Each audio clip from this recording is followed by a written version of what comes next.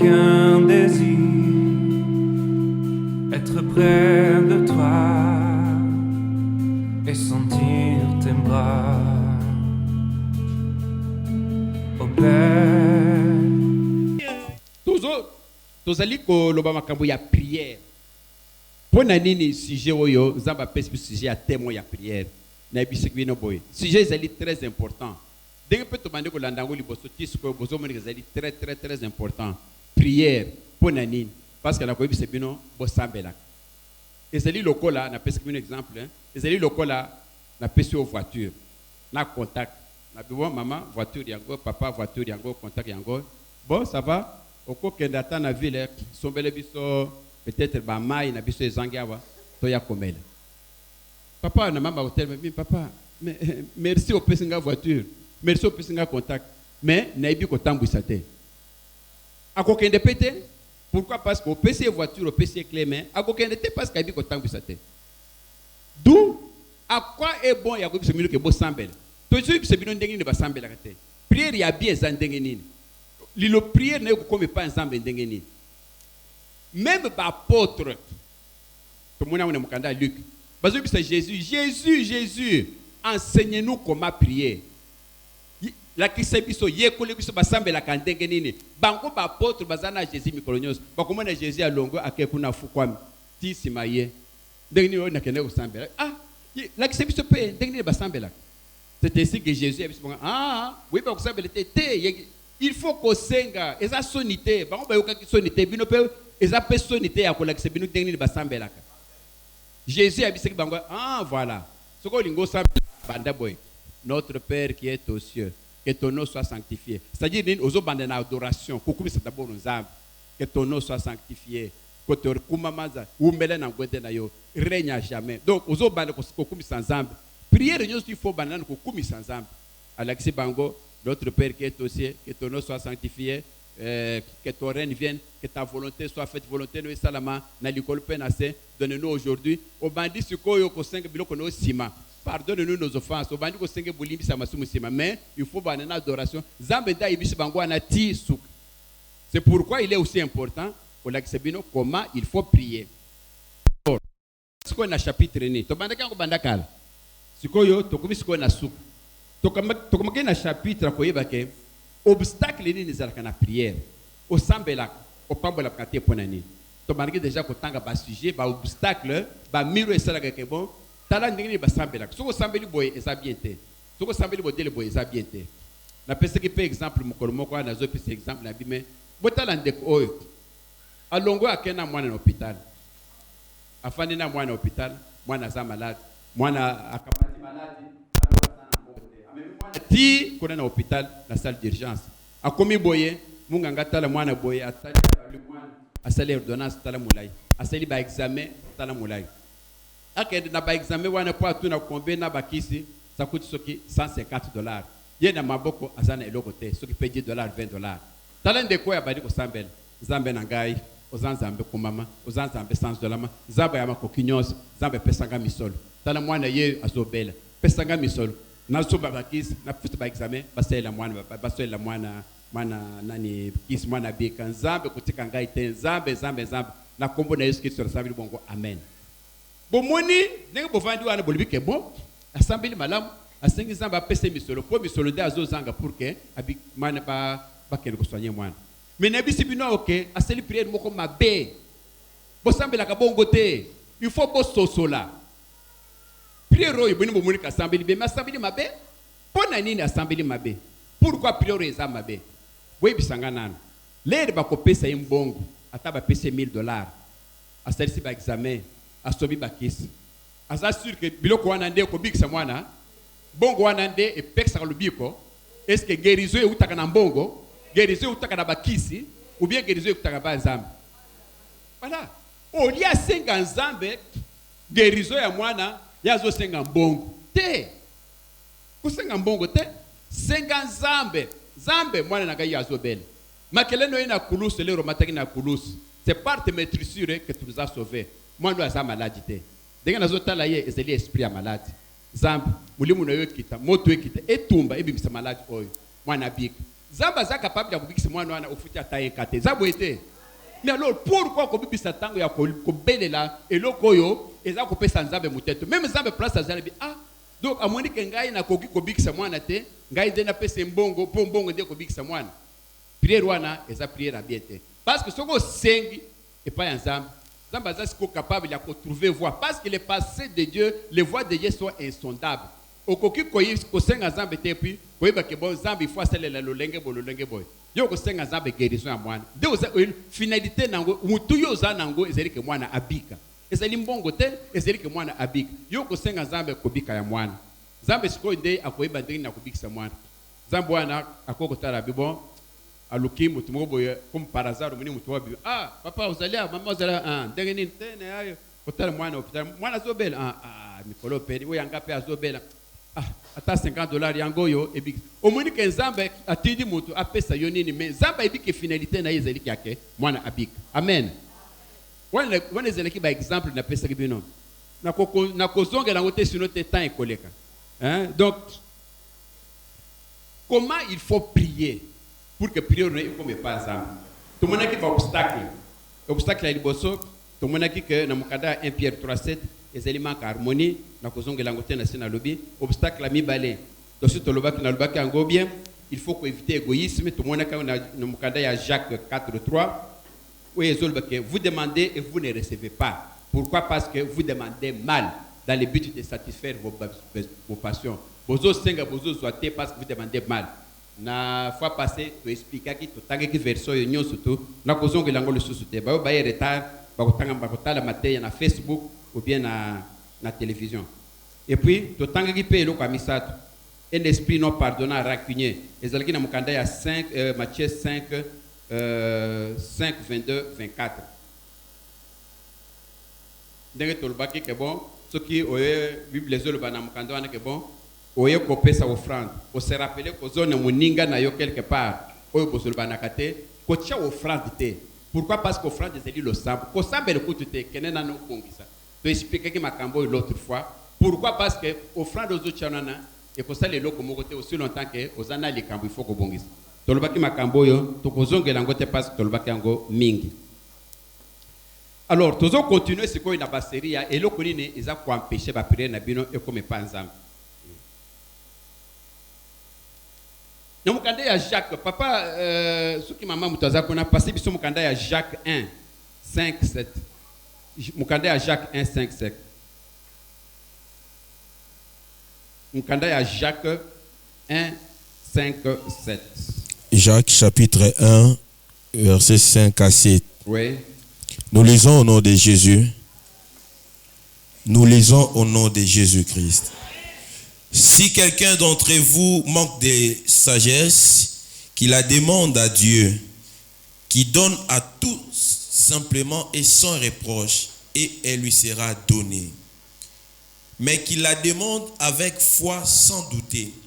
Car celui qui doute est semblable au flot de la mer, agité par le vent et poussé de côté et d'autre. Qu'un tel homme ne s'imagine pas qu'il recevra quelque chose du Seigneur. Amen.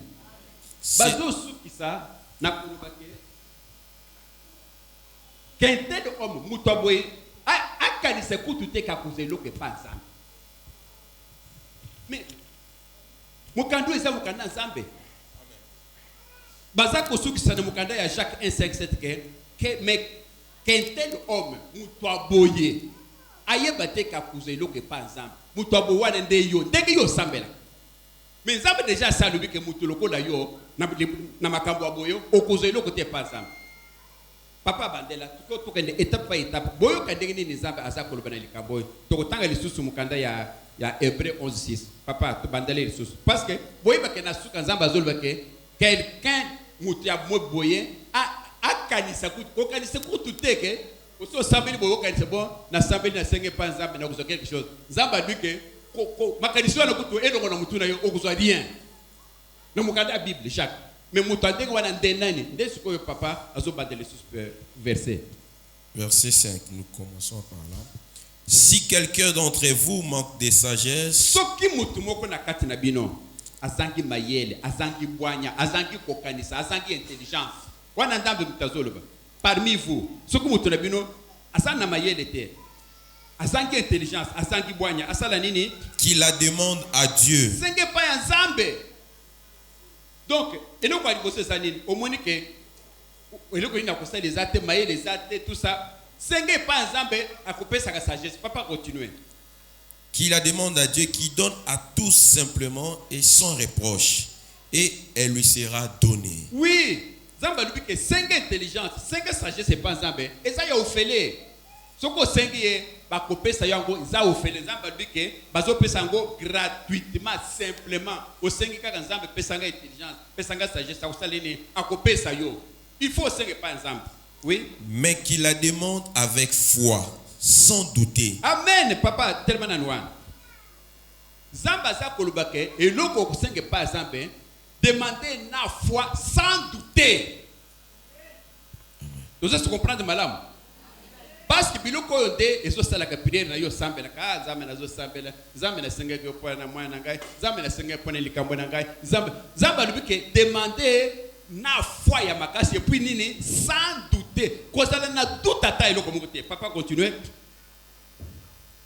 Car celui qui doute est semblable au flot de la mer agité par le vent et poussé de côté et d'autres. Parce que ceux qui mutaza ko sambela na doute, kozala lokola maye, babwa kanonge pa boye, e kozonge pa boye, osali fixe te na makanisi na yo. Papa soki sa sikoyo. Qu'un tel homme ne s'imagine pas qu'il recevra quelque chose du Seigneur. Amen. Amen. Papa, to tangali susu Hébreu 11:6 c'est bon to expliquer avant tous les cas. Hébreu 11:6. Hébreu 11:6. Nous lisons. Oui. Or, sans la foi, il est impossible de lui être agréable. Ce qui mutu azali na kondimate, c'est impossible. Zaba ayoka kilobana, ozala agréable pas ensemble. Donc ce qui kondimazali kadi na yote, c'est inutile. Nzambe kutaza na yote. Continue papa. Car il faut que celui qui s'approche de Dieu croit que Dieu existe et il faut que mutoyo azako sala le sambo pas ensemble. D'abord, il faut que Nzamba ça existe Nzamba zali. Ce qu'on dit que Nzamba zate, on sait le sambo anine. C'est pourquoi il faut que Mouto Azo qui n'est pas Zambé aille d'abord que Zambé azalaka. Eux qu'il est le rémunérateur de ceux qui les cherchent. C'est que Zambé a foutaka Mouto Nyo soto azakulukaye. Amen. Papa, ça va? Amen. Okofanda. Bomoni esikoyo. Et ça que loko moko ya Mouto ya makasi. Boy bi fois, je sais que ce n'est pas facile. Ce n'est pas facile, mais il faut aller na kondima ya makasi. Il faut que vous ayez un condiment.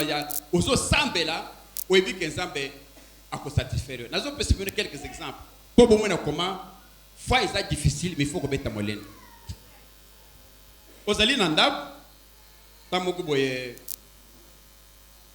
olingo bima, okende, kolukande kuna yomoko tolba na masini. Mais ozana téléphone te.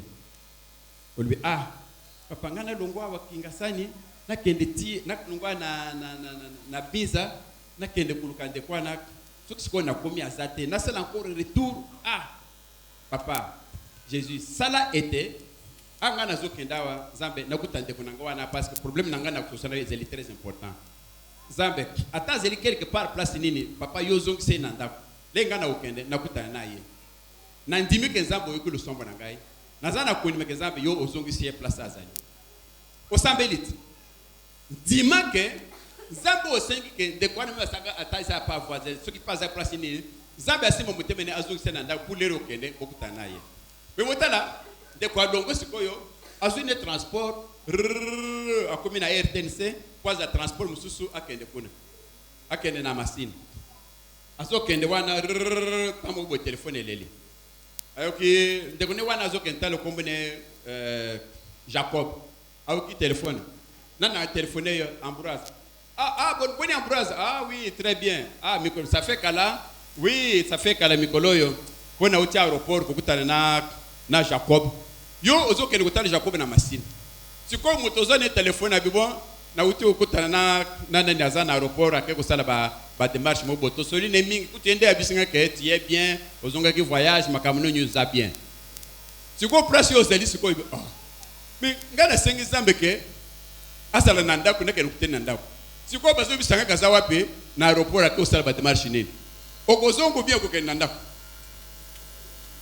bomoni makambo na bino sikoyo bovani wabi mais ce qu'on est bien c'est que na kusala nini na kuzonga na ndako parce que ça non c'est ça la foi ce qui ozeli buta kondima le que wana yo wana ye mais avant na koma na ndako na ye zamba kusala nini akosimba motema na ye akozonga na ndako yo kende ti na ndako c'est ça la foi est une ferme assurance donc ozana kondima te wana ba oya ngai na ipsi zambe ke akozala wana ngai nazokenda kozala ndako c'est-à-dire que les yo ko continuer kaka malgré communication wana ozo continuer ti o comme victoire o telemi pe o changer bis musus pour que na basina zamba tala bi tato yo malgré que ba ibise boye azana kondima kaka ke ya contre Jacob parce que asambeli ngai ngana zabi faut na défendre kizambe na ngai place Jacob azali Bibuka go salwana zamba sikisango no gale zonga vite na ndako bala bo zamba chena motema zonga na ndako ukanisi bien te faire repasser wana otiki yango na prise kune ba sanyeuse la kami on dirait est-ce que na longola kyango te na zonga kuna ekosa lesandi zambe muto achena motema ndingwana asalini azongi na ndako ledi okuzonga na ndako pe okutana na Jacob c'est ça la foi une ferme assurance. Faire moi, c'est-à-dire que aux assure à 100% que l'eau qu'on gagne à 5 et qu'on sama. Bandeko, c'est pas facile. C'est pas facile na pas makambo belé mais il faut que vous allez faire ma assurance wana. Baka isa belé. Ngana na kutani na baka wane belé. Webi nazolonga wa ndeko moko boye autaki poto aye ko talanga ya famille na ye mobali ya mwana nanga. Donc mobali ba nanga de bokilo mobali ya mwana ngaka ayaki awa kotalanga sikoyo nazoke nous on na aéroport ezalaki lero bazo sala baso de mouton boyebi bouchon ndenge ezalaki tolongwa au vol nezalaki na 23h tolongwa wa poto ke na aéroport to koma quelque part na boyebi na pomba tete mama ya bouchon boyoka ka bouchon ko mais wana de mère na bango koko na ba bouchon c'est-à-dire que bouchon ezalaka parfois au vandi muke ba passa à 1 mètre muke 20 mètres mais tozana na pe matete to sali 1 heure donc place mokoko 1 heure sikoyo biso afa to longwa bien sûr naza pasteur abato bina bit papa na kumisi kombo na yo tala bopula ko tala ngai to fandi madame makamnyo sur l'équipe alam papa sikoyo to kumi ko zongi sen aéroport nzambe yo moko zala na nzela yo moko ndezala zela nyostu to koma azwa avion na ye azwa akombo na yesu sambi bongo amen naza na foi nga na sembiliza na ebisekete nazokende kotika frère azokende na aéroport mais okomia au bouchon et sali 1 heure tozotala ngonga foi ça eloko moko il faut vraiment kozananga to avancer muke le tokomi na pom na maya njili to sala encore 1 heure et tikeli sikoyo que 50 minutes bakanga sikoyo comptoir tout ça parce que er sikoyo moyen orwana to zana njili mais ngamko na quelqu'un na bouchon ya modelo oteli libosoko omoni mituka tala bato ba taxi sinenge ba yaka ya ba bus donc ozomona ko tute ko mila wapi na se prena iloko moko bokelo na ngawana atali ngabi pasteur ngabi we bon na moni que voyage na ndenge na ngai eraté nango mais nazana kondima na nzambe na yo nzambe ototo kosamble na ndako wana ndesiko yo ezo dimisanga ke nazo voyager mais na ndenge na motemo ya ngai te esili parce que awo botala ka papa ata yo moko tala bazo kanga report dans 50 minutes bon sikoyo tala mbitu kaneka tal place betozali donc moi écoute ko bimate ko zo moto ezate même ata moto moi ile ke ezate mais pona ngai bon ngai pona ngai to ko zo ngame ndenge yo sambeli bon nazana kodima na ngai ezaka oya ezasima na yo ngana bi amen à terre. Ça va bien. Nazo bisebino que dans une fraction de seconde, ce qui va 3-4 minutes, tout le monde va policier mo boya, ce qui président, ce qui va aller quoi que, mutu na bango ezala ki liboso. Sikoyo, bango il fallait bakende. Tandé bazal kwa na de, ba bimi bango yustwana, ba bandis ko kende. Allez, yo kende pa ko pesa mitindu wana ko bisana ba coordonner ko banda ko beta yo bima pa. Pona ba frayer zela na bango, ba de kana bango. O de bango bazala ki liboso na biso. Les ko basedi ndenge wana lo le ba bandi ko bima boye biso pe to badi la ko ko te bo to bandi ko be to bana mo ko ba dans 15 minutes to komi na aéroport.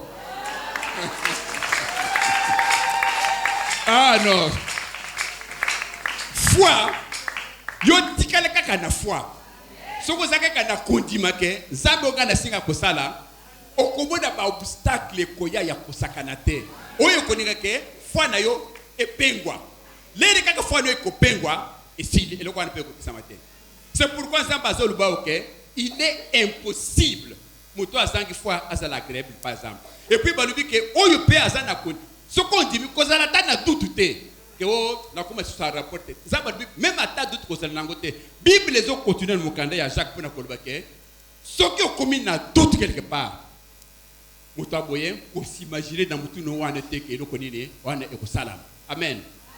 Les bino bosanga ke pa nzambe eloko est-ce que botika kana foi faire les dio senga kawana otika na foi faire yo komo no zana mwana malade mwana oli kambo nini mwana sobela mwana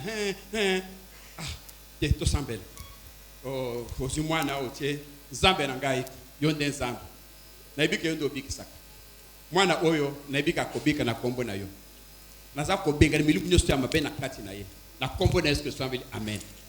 Lobi na tongo to kene hôpital osambeli esili bofandi Satan le Rwanda akoya mwana ni bosa bane ko sala après pire wana umisi ko mtana wanda sikonde o monika mwana sikoyo esili ko kufa nyosi yango wana siko Satan ye nini po alendi safana wana Satan ko ya kuseke oso mon tek mwana azokufa sikoyo ozo oublier prière osalike pa ensemble le na ko biso ndengo wana za pone po otute mais makambo solo ko mais mongongo esu biso wana za Satan pona ko biseke tala ke bana yo makambo ezo komandongo pour que obosa na prière o foi na yo ekita or soki oza na foi balubi ke une ferme assurance c'est-à-dire 100% ferme wana lokone libanga une ferme assurance na makambo ensemble et puis na mukanda ya ebele bazolo bake le seigneur est rémunère afutaka bato bakzalaka na kundima ya modèle wana otikana jusqu'à ce nzamba kambolio. Alors bomona pourquoi ba prière na bino esimbaka te prière esimbaka te pour gagner parce que au 5 yebe que lere ko 5 Satan sali wana koya au 5 c'est pas Satan bane ko tala bi ah bon a 5 eloko yo et nous quoi il faut Satan ko pour que foi na yo et pengwa foi na yo ekita akopesa yo tout biloko yo Satan utilisa ka mingi na lobaka mingi na mamete na ngai ezaka biloko mine ezaka doute. Pourquoi? Parce que ce que vous avez doute, c'est que ça n'a foi. Au coquille qu'on sait que par exemple on débatte et puis vous avez sous na doute. Donc bilo quoi n'est pas ensemble. Ce que vous avez foi, c'est que ça n'a doute. Au sait que loco au commis pour tout c'est que foi n'a diminué. Et loco comme sous Satan utilise comme ils souci. Ce que vous avez un souci, c'est que vous avez que Zamba sate. Comment vous avez un souci? Yo mutozana Zamba, Zamba il est le tout puissant. Zamba zana mbongo nyos, Zamba zana mokokinyos. Yo suppose un souci, c'est que na motema no azomone ke bon nazana souci pourquoi parce que Zamba koko salate et donc on dit dans Zamba koko salate pour que yo zana souci kozala na souci kozala na inquiétude ça dit ozo s'inquiéter et ça dit ba arme munene ya satana ba arme wana musana ngo zali ni ko kitisa foi na yo parce que soko zali na foi te et sili ozana foi te ba te Bible le bique muto aboyen ko kanisa ko tu te n'imagine même pas ko vous allez que penser yo foi na wezela kandenge nini foi no zela ya mopepe o senge Zamba e pa Zamba ndimi eloko moko munango boye kiti osikoyo makambo Zamba ebisa ko yo obosani okomi ko kaseno ya Satan tika makambo wana kanisa Zamba. Amen to beti ni Zamba bo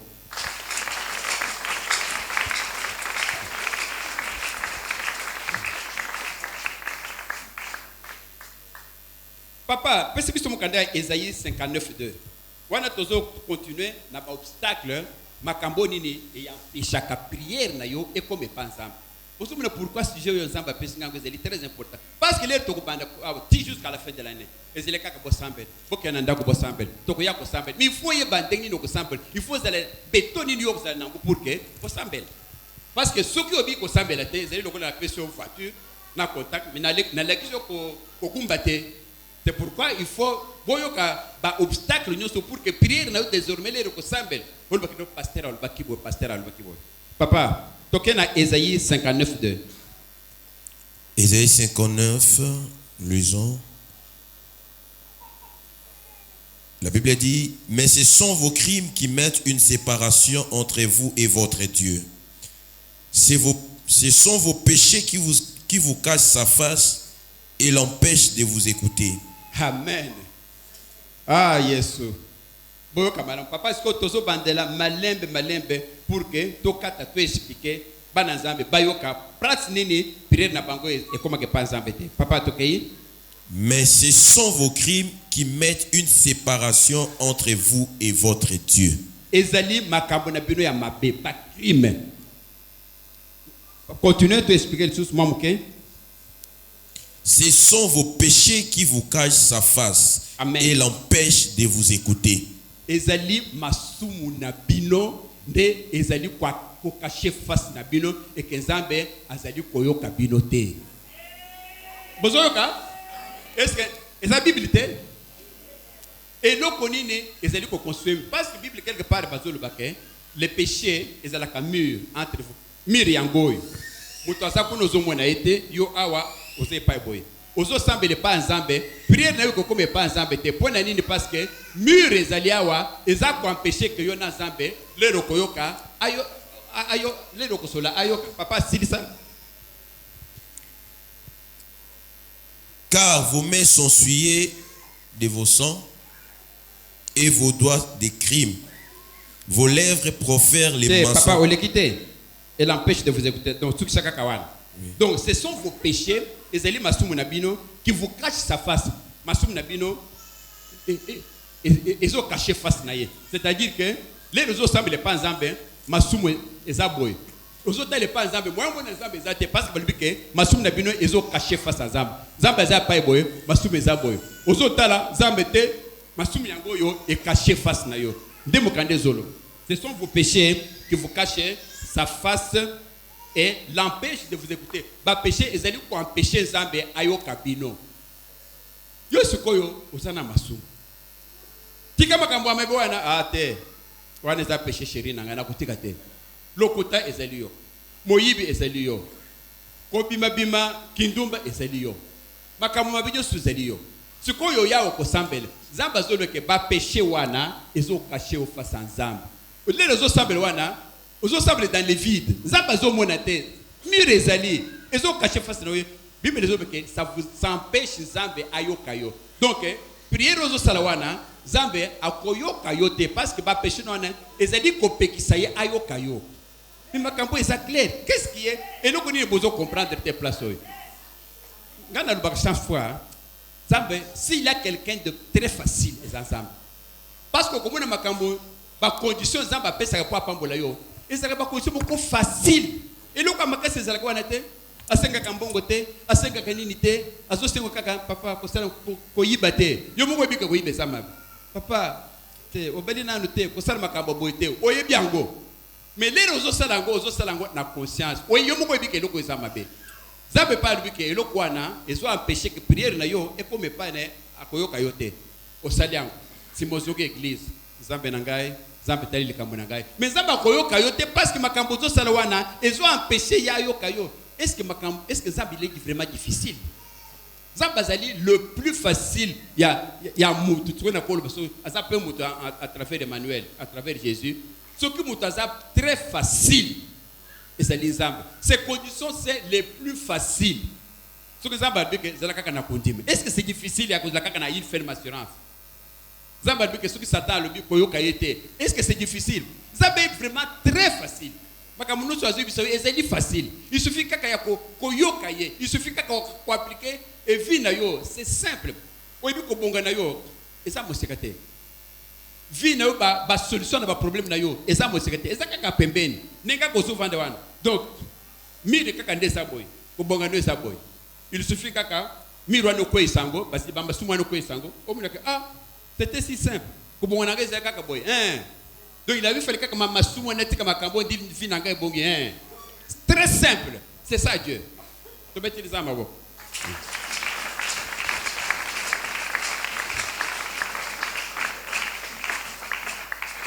Papa, tu connais mon candidat, il y a Jacques 4,6. Jacques 4,6.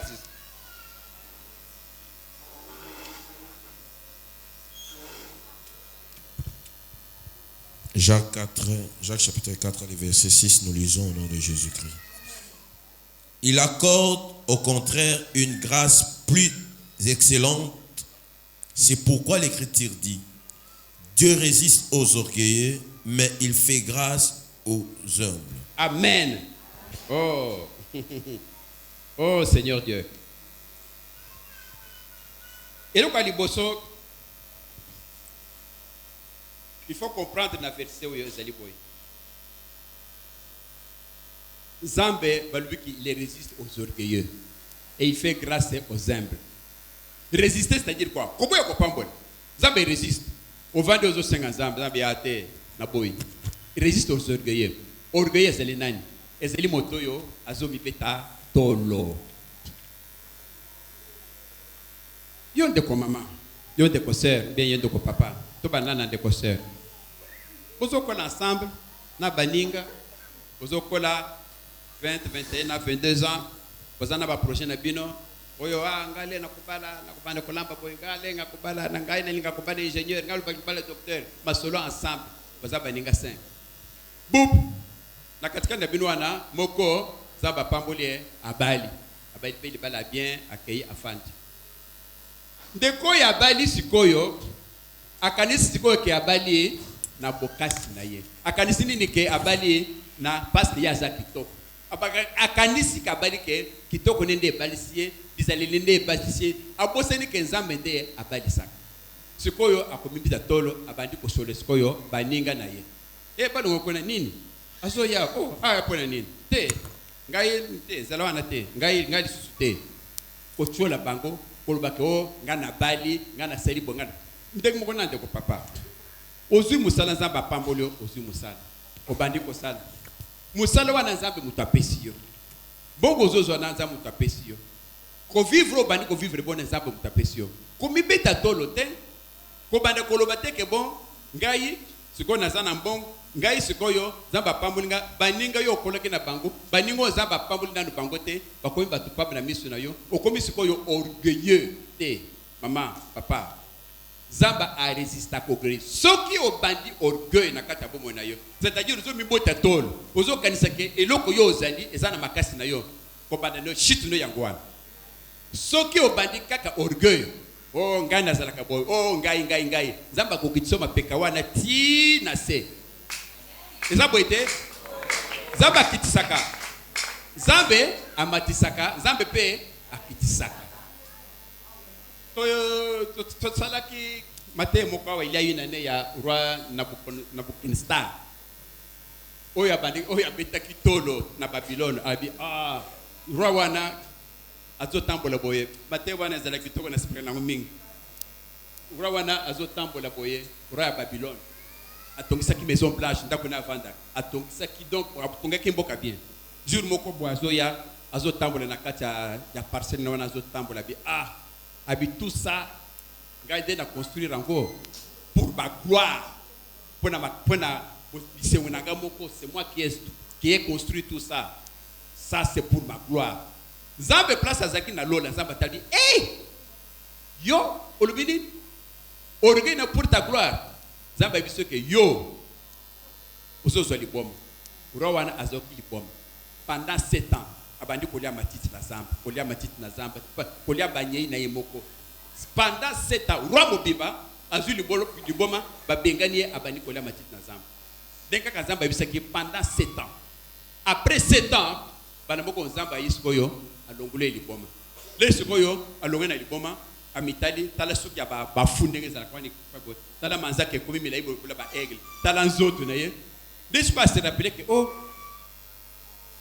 ngana sala ki droite de ina komi boy a se rappeler maloba oyo aloba kiwana amoni ko Nzambe ndenge akomiseki kaka nelibona bi Nzambe na jimbi ko zali Nzambe munene ozali Nzambe ya banzambe nyos roi totaki mate wana orgueil Nzambe alinga ko orgueil te maman lelo lati papa lelo lati veste komisa Nzambe c'est tout kozo orgueil te parce que c'est na makasi da yote nde ozeli wana ndenge bino bovandi wana eza makasi na bino te papa na bama Nzambe soka na misaka yote na makasi melio komia wate eza boite Nzambe il résiste au orgueil il résiste et le cognon surtout komisa Nzambe et nous on Nzambe merci parce que Nzambe de asalisio alors et nous kona kosenga yo ke koza la boy les rozo sambel akopesa intention à prière wana ata alerte aussi sawa intention à prière tsaka boy Nzambe yebisangai domaine nini ya vie na ngai ou ils ont empêché ba prière na ngai ko pa na yo vous comprendre hein parce que okoko ça na orgueil okoko ça na eloko moko na kati na yo oui ils ont empêché que ba prière na yo ko pa Nzambe Nzambe a révélé yo yango so que Nzambe a révélé na yango siko Nzambe salini alongo lango a instruire yo olongole lokwana pour que ba prière na yo e ba no ko me pa Nzambe sinon te okoko ça na mabe moko boye o Bible zo benga fort raisonnement c'est-à-dire loko mo boye koko za lo sala kango oyiba ka keseli malamu zo kande sa mabe zo kande zo bloquer ba prière na yo mais yo yebite yo zo kande sekeno esa na ngo malamu alors que za mabe okoseng to ko sala intention wana okosenge par exemple Nzambe na bulingo pe na moyeno la kisangai domaine nini ya vie na ngai ou ezeli ko empêcher ba prière na ngai e comme pas na yo comme ça domaine wana so Nzambe la kiso ngo olongoli domaine wana we fasango na kati ya vie na yo prière yo kusala nini e ko bandisiko ko bonga ozo sambe disiko yo ezo comme pas Nzambe amen to betela encore Nzambe maboko yende to betela maboko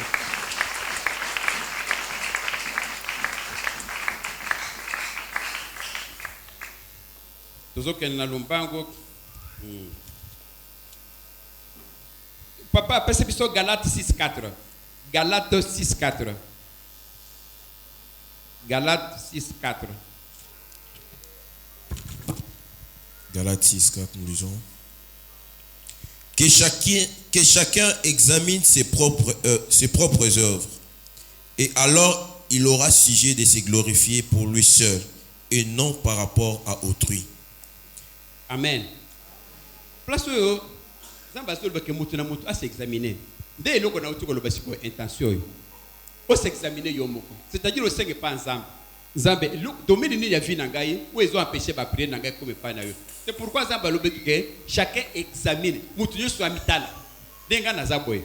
Makamni na sala ka ya bien, makamni sala ya mabe. Mutu na mutu azana conscience. Leli yo sala ka mabwani. Oyebaka. Koko sate? Koko sa liboma te? Ozo bi ozo sala makamoko ya bien te na mutu no wana oyibike eza bien te mais ozo sala l'aide même mutu akenda koyiba ayibike koyiba eza bien te c'est pourquoi akenda ka cache okomona mutu no mukwa mutasana portable na téléphone na chawa ozo sala makamso e pa boy moyibi asa wana akotinda ndeko mususu kendo distraire kuna komsangana na iba téléphone l'aide bazo sala l'aide bazo monter kuwana na mutu na bango bayibike eza moyibe eza mabe eza boyete mais bazo na cache akoya boye oya bali ko tuna papa adresse oyibi adresse moko boye eza te kende pa boye les ko ya za distrait kuna oya ye appeli téléphone akei tamoko boye pe asilisi akei comme tatwana za ko komazo komana ye sima kusuka kaka boye téléphone ngo za wapi za na poche atala boye za te sekei batwana bayibike eza mabe mais ils font ça bazo sala ngo tout en sachant que eza mabe c'est pas bon. Donc, tout ce qu'il faut, il faudrait que vous en ayez conscience, pour mieux examiner Yomoko. Et là, quand on a salaka, on empêche de prier, et comme pas Zamba. Zamba, on sala tout pour que, et là, quand on a elonga, on sala le soutien. Amen. C'est ça qui est très important. Bon, namoni el nangai 45 minutes, on va passer ngai koki. Alors, na sukisa, na kolobanini.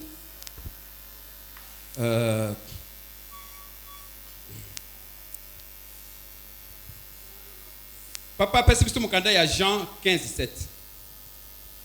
mukande ya Jean 15:7. Awa sikoyo na loba kopambola masikoyo yo sambeli sikoyo kopambola masikoyo ezali ndenge nini nzamba lobi nini po pambola na prière na yo oyo zo sala soko respecter ba condition yo soyo papa to kenda na kusikisa tawana mukande ya Jean 15:7. Jean 15:7 nous lisons. Si vous demeurez en moi, que mes paroles demeurent en vous, demandez ce que vous voudrez et cela vous sera accordé. Amen. Si vous demeurez en moi, ce qui vous allez nangai, vous abana nangai, ce qui vous allez nangai, et que mes paroles demeurent en vous, maloba nangai, oyibate, osala boite, osala kindubate, osala boy. Ce qui bino bosa nangai, et que mes paroles, ma parole nangai, parole des années de la Bible, demeurent en vous, et zana katina bino, et puis Zambazol banini, demandez bosenga ce que vous voudrez, Amen. Senga oyo lingi, demandez ce que vous voudrez. Oyazol bagwa zanzambe. Yes. Et cela vous sera accordé. Amen. Et kopé semela bino. Amen. Sikoyo.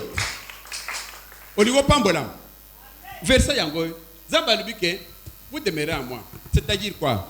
Zambi, tu es mon Seigneur, tu es mon Sauveur. Naza mwana na yo, naza na kati na yo, na ye na église na yo. Zambe kumama ozo sambe vous allez quoi adorer. Vous demeurez na kati ya Yesu. Yesu quoi zolobake? Et si ma parole les alinine autozote ya oyo. Kosala boite ba obstacle les ont empêché que prière na yo et comme pas zamte. Et que si ma parole demeure en vous, maloba nangai, prière nangai, nani Bible nangai oyo, et so demeurer en vous. Demandez ce que vous voulez. Demandez. Et vous savez, et qu'on peut s'amener bino. C'est clair, c'est net. Et puis, Zambe parle quelque part dans la Bible, demandez même les nations. C'est-à-dire que vous savez que Zambe mouke. Au moni, ce que vous avez dit, c'est que Zambe a un éléphant, a un mounen. Au sein de l'okomonen. A coupé ça yo. Mais ce que vous avez dit, c'est que fourmi. Au sein de pays, vous avez dit fourmi. Parce que ce que vous avez dit, c'est que l'éléphant. L'éléphant, c'est un mounen. Au sein de pays, vous avez dit, Zambe. Mais ça n'a pas de condition, il y a villa, parce que Zambe a dit, dans Deutéronome 28, quand vous habiterez des grandes maisons, Zambe na mutu en Zambe, il faut vous habiter les grandes maisons. Bobo sanateke, ngainde Zambe mutu na pesiango. Yo sikoyo, Zambe munene wana, oya lubike, quand vous habiterez des grandes maisons, les riozo senga Zambe, Zambe, pardon, pesanga ta $200, na mwenda kwa futele na kisensu na kenova na bande. C'est-à-dire, moni Zambe comme fourmi, ye, akoko peso yo, kaka, mbongo, okende na malukukuna, ozwanda ka kufutela, ozana 5 enfants, ya mikolo, bokende kufanda wana, parce que Zambe za muke, il faut senga tout moi biloko ya mike. Zambe aza munene. Amen. Aza munene koleka. C'est ça notre Dieu. Olingo senga Zambe, senga Zambe lo kwa mutu. Zambe pas quoi, akomona que tu les respectes. Oko senga Zambe lo kwa mukete. Hein? Ozo senga Zambe na sekaka eloko moko bandeko papa benji ko tumuto azoteya kaka bino azoluba. Abinde ko moko bazo sambela. Papa Kaba. Bazo sambela, bazaki bali bake bazasuki na séminaire bazo sambela. Oyo Zambe azolela Zambe nangai Zambanona. Zambe tu peux me donner $200. Zambe na sali kambo bona Zambe nazo souffrir Zambe. Or, oyo azalaki pembe ne wana, ye azo sambela, azaki na 50 conteneurs, azo sambela Zambe. Après ça, il y a un moyen à dédouaner les conteneurs. Il avait besoin de $100,000. Mais il y a des gens qui il y a des gens qui vraiment mouké. Mais moi, je se concentre dans la prière. Il y a $200.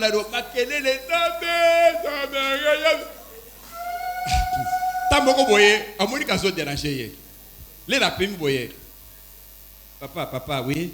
Il y a une prière, $200. Il pense oui, oui, Zoa yangoy. Skoko kende. Zaba pambolingai. Abimi akei. Bomoni bato mi bale. Ya sepli na ndenge na c'est-à-dire amoni Zambe fourmi. C'est pourquoi il faut asenga il y a dimension à fourmi. Mais oh il y a dit que nzamba za éléphant. Azo senga biloko ya éléphant. Bo senga nzamba biloko amine noko. Oui na nzamba za nangote. Nzamba za munene. Asa munene koleka. Senga nzamba tout ce que vous voulez. Nzamba lui que tout ce que vous voudrez. Oyo mutu alobi yango aza nzambe oyo nyonso te okolinga mais comment yo okokomikitisa nzambe alobi ke senga oyo nyonso te olingi oyo akosenga nzambe nzambe epesa ngai lipapa mpo naza na lipapa te mpo otalo ezangi okosenga nzambe otalo te osenga lipapa pourquoi tu considères nzambe comme fourmi comme likelele te wana kosilika nzambe oyo ya ngai le grand roi nzambe munene il faut tie na esika na ye eza lokola yo wana ntango moko boye babi bato ya kote boye Félix azo ya kota ko visiter bino lobby Félix aya ko visiter pour batie courant après payer pas boye ali ya kota vraiment soki ezo sala makambasol ayi wana azotala kota azokutana ndako ya mutu na mutu akoti siko akoti pa na yo bonjour maman oui bonjour papa oui papa ça va ça va tozu courant alors vous avez besoin de quoi yo tali siko bi papa senga ko ça besoin na nini otali papa c'est quoi le dès papa senga ce que tu as besoin de nini otali bo oza devant président de la république c'est quoi yo osenga nini otali obi papa moi na ba bengeli na classe pour na $10 ba bengeli pour na $10 bon akosala nini il faut payer combien mais alors on peut $10 aseni mabe wana ndeyo donc ozo mutu de lokola ye wana o considérer lokola fourmi ozo senga $10 mutu ndenge wana ye pa na yo moni c'est la prière ya Esther mais olingi nini tala ko senga kutu biloko te ngana obisala bi président olingi na olingi nini bon changa nanu directeur de cabinet na yo sikonde ko sala pembeni na yo wana obara ko so biloko ya mikolo nyoso tu eza boite kosenge no côté po soko senge lipa oya kozanga mafuta nane mateka ya kuchana lipa te papa na nginaza ka pembeni na yo po soko za pembeni na yo ozana biloko nyoso to kolinga eza boite c'est ça notre Dieu alibi que demander ce que vous voudrez totele matobetiriza maboko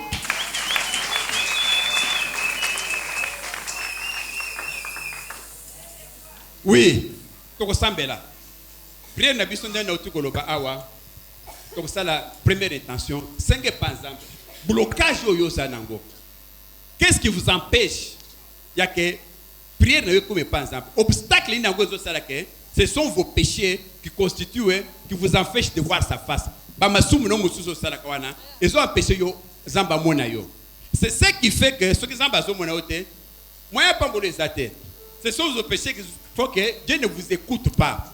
Il faut ça tout pour que Dieu vous écoute. Parce que yoki yonda ko pambola yo. Mais ce que makambona mususo zana ona motema, pour éviter que ça péché. To teki mate mususo wana dans le temps, les tozo bisana mukanda Bible. Zamba zolo bake. Même moi si oya zana mobali na ye. Même mobali tukazana mwasi na ye. Mobali na bimi atali na veste na azimbongo ya mobali na ye ayibi yango aseli makambo na ye obie mobali atali mwasi na zate afungoli sakamena amoni ata $10 ayibi zamba lubike azali moyibi lokola ba miyibi nyoso to ebele bokamaka te mwasi na ngai mobali na ngai wana za moyibi te bible lubi nene keza nini omoni ke mutu oyo ayibaka me ayibaka te keza lisumu zambe pa zo kangele bikuke asoma na Nzambe te parce qu'il y a zo kanisete que ça lisumu alors yebisa Nzambe adakisa yo masumu nini yango yo ozapa na yo qu'est-ce qui vous empêche ya que prière na yo comme pas Nzambe soki Nzambe adakisa yango ozobisa que Nzambe asa l'effort na yo pe ndenge to tumuni kana Nzambe regardez yo moko mitala ba œuvre makamino sala ka pour que biloko wana osala ngo susute po biso tozala besoin que opambola moke de liboso za boite. Voilà, ça veut dire pas Nzambe ala ki sa domaine nini ya vie na yo, ils ont empêché ba prière comme pas na yo, to sambeli na kombo na Yesu Christ.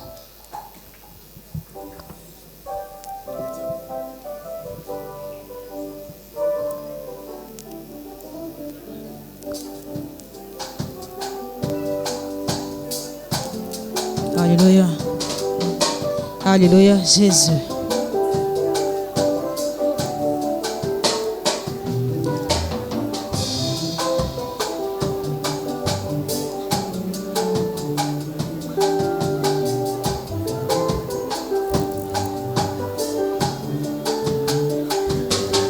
Yahweh Nzambe na ngai, yo nde mosungi na ngai, elikya na ngai se na yo.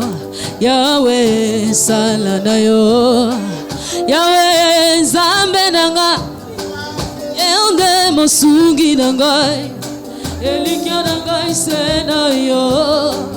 Yahweh sala na yo, Yahweh yo.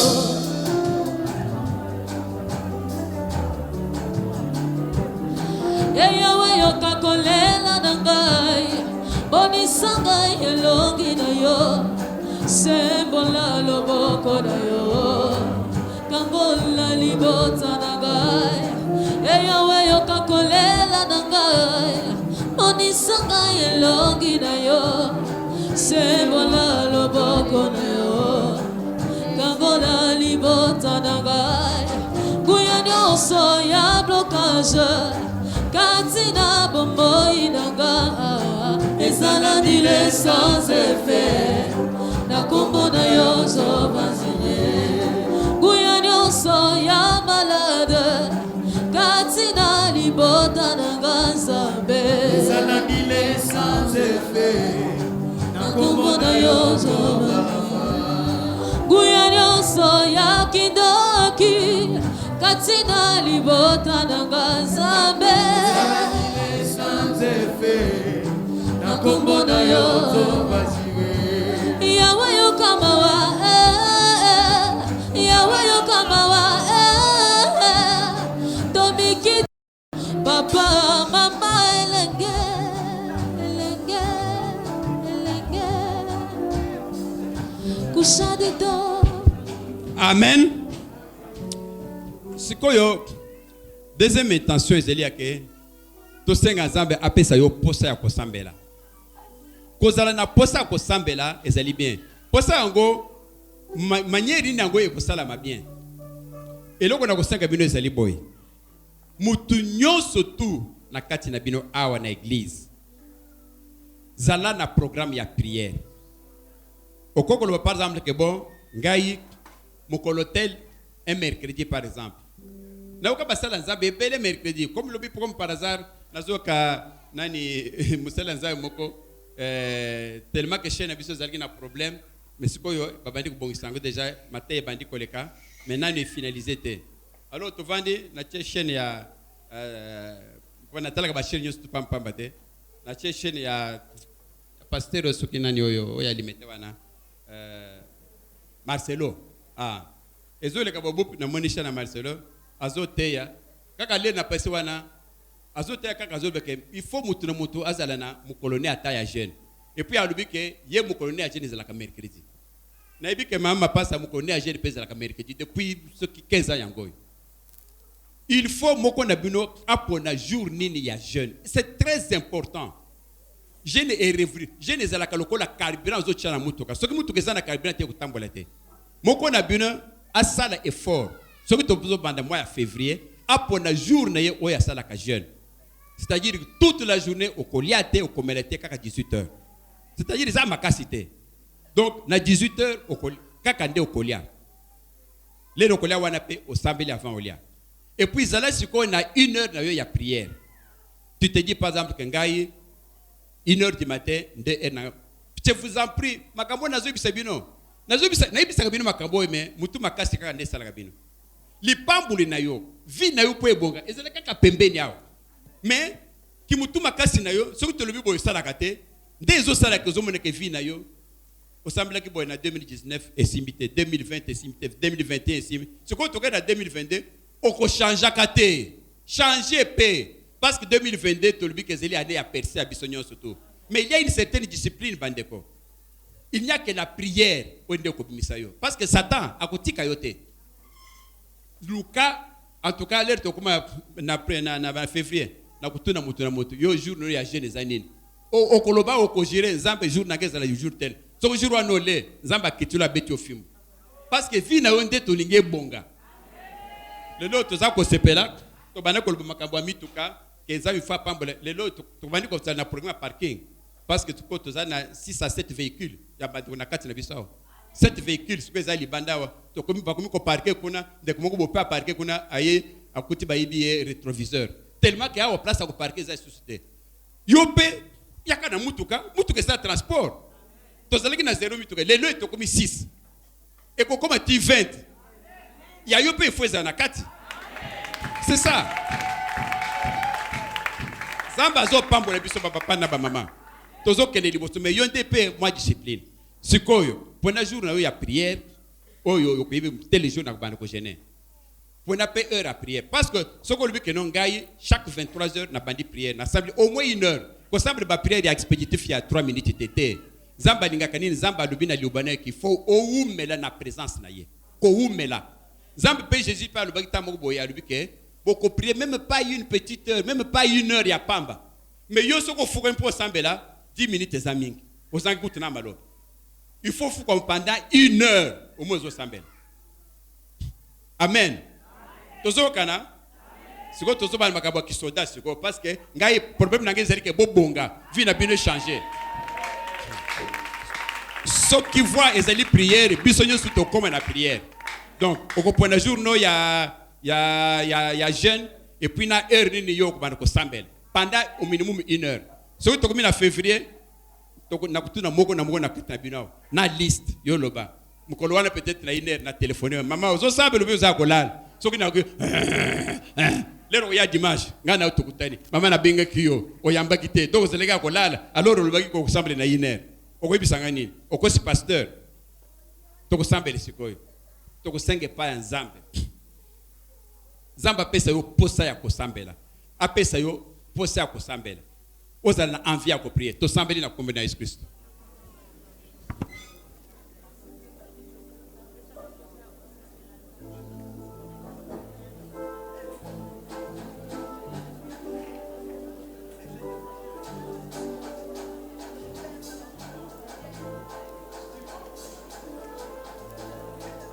Alléluia.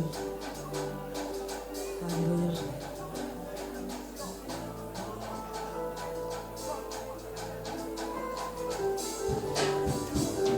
Moyo wa shingi wa kuimbila Nzambi. Moyo wa shingi wa kuimbila Nzambi. Moyo wa shingi wa kuimbila Nzambi. Moyo wa shingi wa kuimbila Nzambi. Moyo wa shingi wa kuimbila Nzambi. Moyo wa shingi wa kuimbila Nzambi. Wa kuimbila Nzambi, moyo wa shingi wa kuimbila Nzambi. Ya, Alléluia lokumuna yawe, Alléluia, Alléluia kembona papa. Alléluia lokumuna yawe, Alléluia, Alléluia lokumuna yawe. Alléluia, Alléluia lokumuna Nzambe. Alléluia, Alléluia, kembona papa. Alléluia, Alléluia lokumuna Nzambe. Alléluia, Alléluia lokumuna Nzambe. Moyo wa shingi wa kuimbila Nzambi.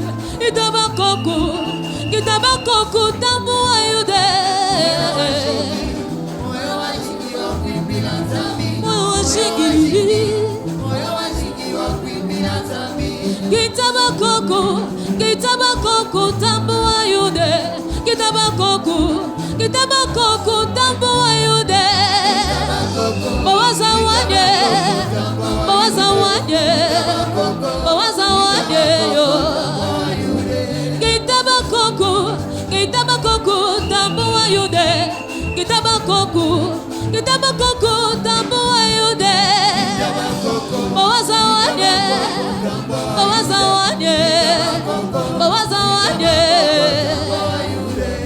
Alléluia, Alléluia lokumuna yawe. Alléluia, Alléluia kembona papa. Alléluia. Moyo wa kobeta bakoko ya yo. Amen. Amen. Zambe apambole bino okovanda.